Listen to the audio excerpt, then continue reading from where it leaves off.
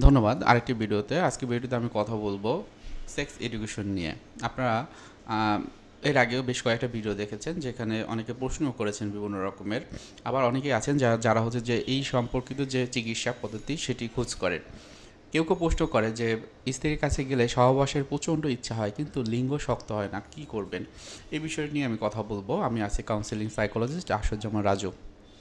এই ভিডিওগুলো মূলত আমরা সেক্সের বিষয়ে যে আমাদের শিক্ষা দরকার বা অনুশীলন দরকার, অনেক ক্ষেত্রে কিন্তু এটা আমরা পাই না। সেই বিষয়ের পার্সপেক্টিভে এটা কিন্তু আমার করণীয়, আমি করছি। এখন স্ত্রীর প্রতি তীব্র আকর্ষণ কাজ করে, কিন্তু কি হয় যে যখন এই ধরনের পিনেট্রেশনের যে সময়টা বা এই যে নিজেদের ভিতরে একটা ইন্টিমেট রিলেশনশিপ তৈরি করার সময়টায় দেখা যায় যে তার আর ইচ্ছা জাগে না। এখন এই যে যৌন মিলনের সময় যে এই বিষয়গুলো হয়, এটা কিন্তু বিভিন্ন কারণ হতে পারে। যেমন হতে পারে মানসিক চাপের কারণে, হতে পারে শারীরিক অসুস্থতার কারণে হতে পারে, কিংবা এই যে মানসিক অস্থিরতার কারণে কিন্তু এটা হওয়ার সম্ভাবনা থাকতে পারে। তবে এই যে প্রবলেমটি বা রোগটি বা যেটাই বলেন না কেন যার কারণে এটা হয়, এটাকে অনেক সময় ইরেকটাইল ডিসফাংশন বলা হয়ে থাকে। এখন ইরেকটাইল ডিসফাংশন হলে কি হয় যে ওই ব্যক্তির ভিতরে বেশ কিছু পরিবর্তন হয়, যেটা সাইকোলজিক্যাল এবং ফিজিক্যাল। এখন সাইকোলজিক্যাল বিষয়গুলো যদি অনেক দিন ধরে থাকে তখন কিন্তু ফিজিক্যাল বিষয়গুলো আরও বেশি বাড়তে থাকে। তাহলে প্রথমে একটু আমরা জানার চেষ্টা করি যে ইরেকটাইল ডিসফাংশন হওয়ার কারণগুলো কী কী। প্রথমেই ওই যে বলেছিলাম যে মানসিক চাপ বা উদ্বিগ্নতা। অনেক সময় দেখা যায় যে হয়তোবা তার ব্যবসা করে বা হয়তোবা সে চাকরি করে, সেখানে বিভিন্ন রকমের প্রেশার তার হচ্ছে, অথবা কাজের চাপের বাহিরেও তার ফ্যামিলিগত বিভিন্ন রকমের চাপ আসতে পারে, বা নিজের শরীর বা মন নিয়ে বিভিন্ন রকমের শারীরিক বিভিন্ন বিষয় নিয়ে চিন্তা করে। এর কারণে কিন্তু তার ইরেকটাইল ডিসফাংশন হতে পারে। এখন ইরেকটাইল ডিসফাংশন যেমন খুবই গুরুত্বপূর্ণ, আপনারা অনেকেই শুনে থাকবেন যে ইজাকুলেশনের যে সময়টায় অনেক সময় এটাও কিন্তু তাদের বিভিন্ন রকমের কনফ্লিক্ট তৈরি হয়।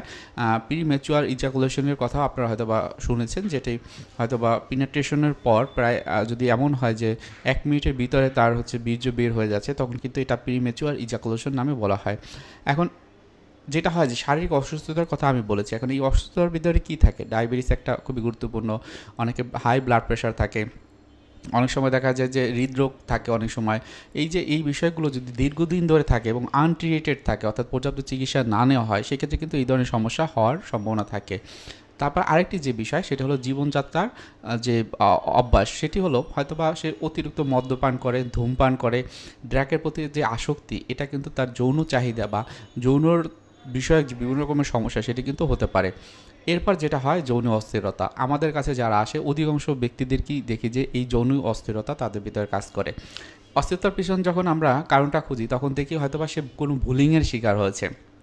হয়তোবা তার ওয়াইফ অথবা অন্য কোনো ফ্যামিলি মেম্বার বা খুব কাছের রিলেটিভ, ভাবি বা দাদা বা অন্য যারা আশেপাশে থাকে, তারা এই বিষয়গুলো জেনে যায় এবং তারা এই বিষয় নিয়ে কথা শোনায়। যখন এই কথাগুলো শোনায়, তখন কি হয় যে সে যখন অ্যাক্টিভিটিতে যায়, তখন ওই কথাগুলো আর তার মাথায় চলে আসে। টুপ করে যখন চলে আসে, তখনই তার এই যে লিঙ্গ শক্ত ছিল, যে অ্যাক্টিভিটি করে যাবে, তখন মনে হয় যে আমি পারবো না, আমার দ্বারা সম্ভব না, আমি তো পারি না। হতাশা হয়, অপরাধবোধ কাজ করে যে আমার ওয়াইফকে তো আমি সন্তুষ্ট করতে পারছি না। তো এই বিষয়গুলো কিন্তু তাদের মাথায় আসে। এখন আসেন, এই ধরনের সমস্যা যখন হবে, তখন আপনি আসলে এর সমাধান কীভাবে করবেন বা আপনার কী কী করণীয় থাকতে পারে। প্রথমে যে জিনিসটা বলবো যে আপনার মানসিক স্বাস্থ্যের যত্ন নেওয়া খুবই গুরুত্বপূর্ণ। আপনার যদি প্রচুর স্ট্রেস বা অ্যাংজাইটি থাকে, মানসিক চাপ থাকে, সেটাকে কিভাবে কমাবেন? আপনার জায়গা থেকে আপনি কি কমাতে পারেন? সেই রকমের পসিবিলিটি বা অ্যাটেম্পটগুলো আপনি নিতে পারেন কিনা, এটা একটা প্রথম হতে পারে। দ্বিতীয়ত, হয়তোবা মানসিক চাপটা বিভিন্ন কারণে হয়। আপনার টাইম ম্যানেজমেন্ট, মানে যথাসময়ে যথা কাজটি আপনি করতে পারেন না, সেটি করার চেষ্টা করতে পারেন। যদি সেটি না পারেন, তাহলে আপনাকে কে সাহায্য করতে পারে? আপনার সাপোর্ট সিস্টেম কারা আছে, তাদের কাছ থেকে আপনি সাহায্য চাইতে পারেন। আপনি প্রতিদিন মেডিটেশন করতে পারেন। মনে রাখবেন, আমি হয়তো কথাগুলো দ্রুত বলে যাচ্ছি, কিন্তু খুবই গুরুত্বপূর্ণ। প্রত্যেকটা বিষয় নিয়ে আলাদাভাবে রিসার্চ করতে পারেন, আপনারা অনুশীলন করতে পারেন। এর মাধ্যমেই কিন্তু আপনি ইফেক্টিভ রেজাল্টটা পাবেন। এটা আমি ইনশাআল্লাহ আমি বলতে পারি। তারপর এই যে মেডিটেশনের ধরনগুলো করলে হয় কি, যে আমাদের অটোনমিক নার্ভ সিস্টেমকে একটা ব্যালেন্স করে। আমাদের অস্থিরতার যে কয়েকটা কারণ থাকতে পারে, তার ভিতরে আমাদের শরীরে যে অটোনমিক নার্ভ সিস্টেম আছে, এটা কিন্তু অস্থির থাকলে তখন এটা হয়।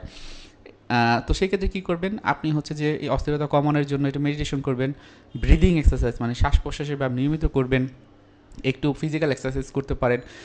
খুব বেশি সমস্যা হলে মানসিক বিশেষজ্ঞ পরামর্শ আপনারা নিতে পারেন। সেক্ষেত্রে প্রথমে হয়তো বা যদি মনে করেন যে আপনার নিজের ভিতরে কনফ্লিক্ট আছে বা কোনো একটা চিন্তা, ওই যে আমি বললাম যে মানসিক অস্থিরতা সেটা ছিল, সেই ক্ষেত্রে আপনার কাউন্সেলিং যদি নেন ভালো কাজ করবে।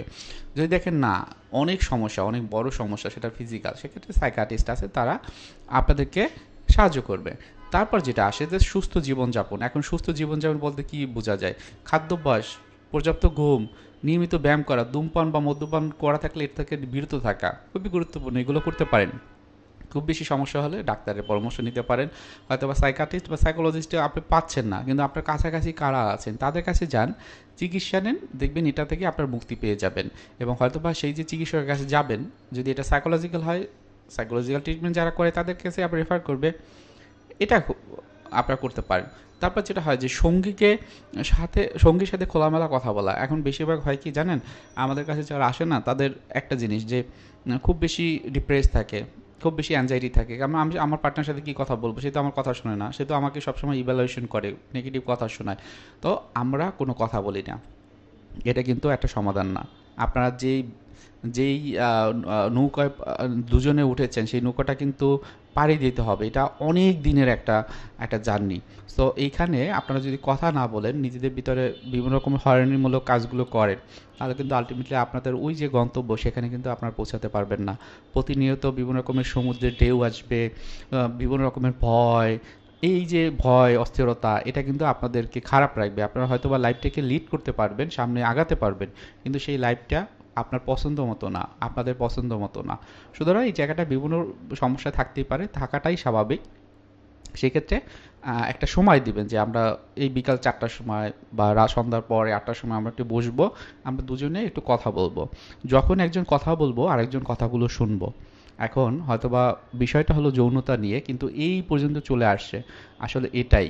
আপনারা যদি একটু খোলামেলা আলোচনা করেন, কথা বলেন, তাহলে দেখবেন এই সমস্যাগুলো আস্তে আস্তে কমে যাবে। তারপর যেটা হয় যে আমরা যেটা বলি যে সেক্স থেরাপি বা যৌন থেরাপির কথা আপনারা শুনে থাকবেন। এখন থেরাপির জায়গাটা যখন আমাদের কাছে আসে, তখন কিন্তু আমরা প্রথমেই আইডেন্টিফাই করার চেষ্টা করি যে তার প্রবলেমটা কোথা থেকে আসলো, কী ধরনের প্রবলেম, আসলে প্রবলেমটা কতটুকু সলভেবল, আসলে কে কার কন্ট্রিবিউশনটা বেশি থাকবে এই বিষয়ে, সেটা কিন্তু আমরা আইডেন্টিফাই করি। তার রোল প্লে কীভাবে করতে হবে সেটা বলি। অনেক সময় দেখা যায় কাউন্সেলিংয়ের বিষয় থাকে, হয়তো এই ব্যক্তি হলো যখন একদম ছোট ছিল, হয়তো বা 5 বছর বা 7 বছর, তখন এমন কিছু ট্রমা তার ভিতরে ছিল, সেই ট্রমার বিষয়গুলো আনকনশিয়াসলি তার মাথায় চলে আসে। পাশে সেক্সুয়াল অ্যাবিউজড হয়েছিল বা ফিজিক্যালি অ্যাবিউজড হয়েছিল, সেই কথাগুলো চলে আসে। তো এই বিষয়গুলো আমরা এক্সপ্লোর করি কাউন্সেলিংয়ের মাধ্যমে। এরপর যেটা হয় যে বিভিন্ন রকমের থেরাপিটিক টেকনিক আছে, সেটিও কিন্তু অনেক ক্ষেত্রেই অ্যাপ্লাই করা হয়ে থাকে। যেমন একটা পজিশন, কমফোর্টেবল, এক্স ফ্যাক্টরের কথা বলি, আপনারা অনেকেই শুনবেন যে এক্স ফ্যাক্টর মানে হচ্ছে যে আমার পার্টনারকে এক্সপ্লোর করা, তার কোন জায়গাগুলো ভালো লাগে, তার কী ধরনের সেক্সুয়াল যে ফিলিংগুলো আরও বেশি সে অনুভব করে, কোন জায়গাগুলোতে বা কোন ধরনের অ্যাক্টিভিটি, সেটা কিন্তু একজন আরেকজনের কাছ থেকে ওপেন আপ হয়ে বা এটাগুলোকে আবিষ্কার করা প্রতিনিয়ত। আপনার পার্টনারকে যত বেশি আপনি লক্ষ্য করবেন, দেখবেন যে তার ভিতর থেকে এমন কিছু নতুনত্ব যে বিষয়গুলো দেখতে পারবেন, যেটা কিন্তু আপনাদের ভিতরে একটা ইন্টিমেট রিলেশনশিপ গড়ে তুলতে খুবই সাহায্য করবে। সো এছাড়াও কি হয়, অনেক সময় আমরা বিভিন্ন রকমের টেকনিকের ভিতর, যেমন কিছু টেকনিক আছে, স্টপ অ্যান্ড স্টার্ট টেকনিক আছে, স্কুজ টেকনিক রয়েছে, বা এই যে পজিশনের যে বিষয়টি, সেক্সুয়াল এডুকেশন রয়েছে। সো এই যে টেকনিকগুলো কিন্তু সেক্স থেরাপির মধ্যে পড়ে এবং এটা খুব ভালো কাজ করে। সো এক্ষেত্রে অনেক ক্ষেত্রে আপনার হয়তো বা আপনি একাও আসতে পারেন যদি আপনার পার্টনার না আসতে চায়, আর যদি আসে সেক্ষেত্রে কাপল কাউন্সিলিংয়ের যে বিষয়গুলো, যে আপনাদের ভিতরে যে দ্বন্দ্বগুলো আছে, যেই বিষয়গুলো নিয়ে খুব মনোমালিন্য হয়, সেগুলো নিয়ে যদি আপনার কাপল কাউন্সিলিং নিন, দেখবেন এই সমস্যাগুলো কমে যাবে।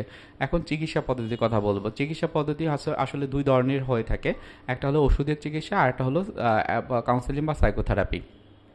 আবার এছাড়াও যেমন হচ্ছে যে যেটি হয় যে আপনি যখন একজন সাইকিয়াট্রিস্টের কাছে যাবেন বা কোনো যৌন বিশেষজ্ঞের কাছে যান, সে কিন্তু আপনাকে হয়তো বা একটা থাইরয়েডের টেস্ট দিতে পারে, পোস্টেড গ্ল্যান্ডের কিছু টেস্ট দিতে পারে, বা অন্যান্য এই সংশ্লিষ্ট কিছু টেস্ট আপনাকে দিতে পারে। দেওয়ার পরে যদি দেখে যে আপনার প্রবলেমটা ফিজিক্যাল, সেক্ষেত্রে ফিজিক্যাল যে বিষয়গুলোকে দূর করার জন্য হয়তো বা ওষুধের চিকিৎসাটি দিবে, এবং সেক্ষেত্রে আপনারা দেখবেন যে অল্প সময়ের ভিতরেই আপনার ফিজিক্যাল ইস্যুগুলো চলে যাবে। কিন্তু আপনার সমস্যাটা যদি আপনাদের ভিতরে থাকে মানসিকতার বিষয় নিয়ে, মনোমালিন্য বা অ্যাডজাস্টমেন্টাল ইস্যু বা ওই যে ট্রমার কথা বলেছিলাম সেই বিষয়গুলো, সেক্ষেত্রে আপনাকে কাউন্সেলিং নেওয়া লাগবে। তো সেক্ষেত্রে আপনি অবশ্যই একজন কাউন্সেলিং বা ক্লিনিক্যাল সাইকোলজিস্টের কাছে যাবেন, তিনি আপনাদেরকে হেল্প করবে। তারপর হরমোন থেরাপির কথা অনেকেই শুনেছেন, বেশিরভাগ মানুষই এসেই মনে করে যে আমার এই প্রবলেমের জন্য কারণ হলো আমার হরমোন থেরাপি দিব, ভারসাম্য হয়ে যাবে আর আমি ভালো হয়ে যাব। সো এটার বিষয়বস্তু সম্পর্কে আমি অলরেডি বলেই ফেলেছি, সেটা আপনারা আশা করি যে আপনারা বুঝতে পেরেছেন। তারপর যেটা হয় যে অনেক সময় পোস্টিসিস ইমপ্লান্ট যে একটা সার্জারি আছে, সেটা কিন্তু অনেক ক্ষেত্রে কাজ করে। তবে এই বিষয়গুলো যদি আপনার সাইকোলজিক্যাল থাকে, আপনি যদি সাইকোলজিক্যালি আপনি এটাকে ডেভেলপ করতে পারেন, তাহলে এই ধরনের সার্জারি বা এই বিষয়গুলো কখনোই দরকার হয় না। সর্বশেষে আমি যেটা বলবো, মনের শক্তি বজায় রাখা। মনের শক্তি বজায় রাখা মানে হচ্ছে আমার কনফিডেন্সকে ধরে রাখা, মানসিকভাবে শান্তি আমি তৈরি করব। আমি সব কিছু থেকে একটু পজিটিভভাবে দেখার চেষ্টা করব। আমার পার্টনার হয়তো বা মন কষ্ট থাকলে বা একটু ডিপ্রেস থাকলে আমার সাথে একটু খারাপ ব্যবহার করতে পারে, আমি তখন তাকে জিজ্ঞেস করব, তোমার মনটা কি আজকে খারাপ? তুমি কি উদ্বিগ্নতায় আছো? তুমি কি কোনো কিছু নিয়ে খুব বেশি টেন্স থাকো? এই বিষয়গুলো কি হবে, আপনি যখন এটা জিজ্ঞেস করবেন না, তখন সে কিন্তু কানেকশন তৈরি করবে আপনার সাথে, আপনার মনের সাথে। তখন আপনিও আপনার যখন খারাপ থাকবেন, তখন কিন্তু আপনার ওই পার্টনার আপনাকে এই যে ইমোশনাল সাপোর্টটি কিন্তু দিবে। আসলে ইমোশনাল সাপোর্ট খুবই গুরুত্বপূর্ণ। আমরা হিউম্যান বিইং, আবেগীয় মুহূর্তগুলো আমাদের সবার ভিতরেই থাকে। সুতরাং সেই জায়গাটায় যদি একজন সাপোর্টিভ লোক থাকে, এটা কিন্তু স্বর্গীয় সুখ ভোগ করা যায় এখান থেকে। সো আমরা একজন চ্যালেঞ্জ ধরে দেব না, আমরা একজনের প্রতিপক্ষ হিসেবে কাজ করব না, বরং আমরা একত্রিত হয়ে আমরা ওই যে নৌকায় উঠেছি, জাহাজে উঠেছি, সেই জাহাজ করে আমাদের গন্তব্য আমরা পৌঁছাবো। আজকে এটা এখানে রাখছি। এরপরে যদি এমন হয় যে এইগুলো আপনার প্রত্যেকটা বিষয়ে আপনি খেয়াল রেখেছেন এবং টেকনিকগুলো ব্যবহার করছেন, তারপরও হচ্ছে না, সেই ক্ষেত্রে আমি বলবো অবশ্যই একজন কাউন্সেলিং সাইকোলজিস্টের কাছে যাবেন, তিনি কিন্তু এই ব্যবস্থাগুলো করে দেবেন।